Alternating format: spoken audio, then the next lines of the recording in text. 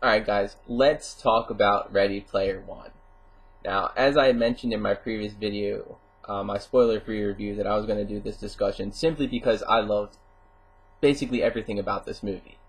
It's one that needs to be talked about. So let's get into it. Now, as I had mentioned before, it's part of the VR thing. It makes sense. It's set in about 2045, and Ty Sheridan plays a character, Wade Watts, who is part of the Oasis. He's very dedicated to it. It's basically his alternate reality, and he just feels accepted there. And there's three keys left over that leads to the Easter egg, which is basically once you reach that, you get control of the Oasis. And of course, the plot is him and others, of course, that he meets along the way, trying to get to that point. Now, Ty Sheridan was awesome. The cast was great. Olivia Cooke, even T.J. Miller shows up. You never actually get to see him like as a human, but you can recognize his voice, and I thought that was really cool. It had a great villain as well, along with T.J. Miller, who was kind of like his sidekick. But the thing that I loved most about this movie is how many references it managed to fit in. Like, you've seen the trailers. There's everything. The DeLorean, Tron bikes, King Kong, Godzilla, Iron Giant, Freddy Krueger's there, Star Wars, Mortal Kombat. It's all there. Space Invaders, the Atari 2600. It's just, I'm lost for words. It was just so awesome. Spielberg managed to fit in everything. The DeLorean's his, I guess, car of choice. Artemis is the Tron bike, and then Iron Giant plays a huge part in the third act of the movie. It was just really funny as well. Any movie that starts out with Van Halen, is going to be a great movie. There's also another scene as far as the soundtrack goes.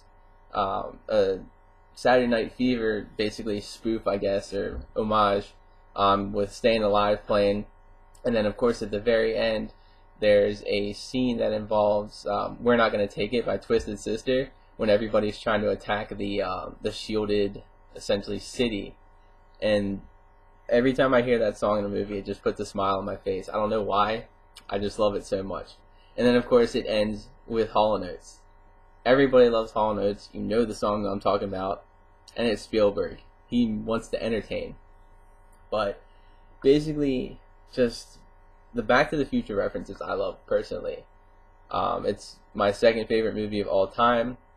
And ever since I saw the trailer, I was like, holy shit, I need to see this movie.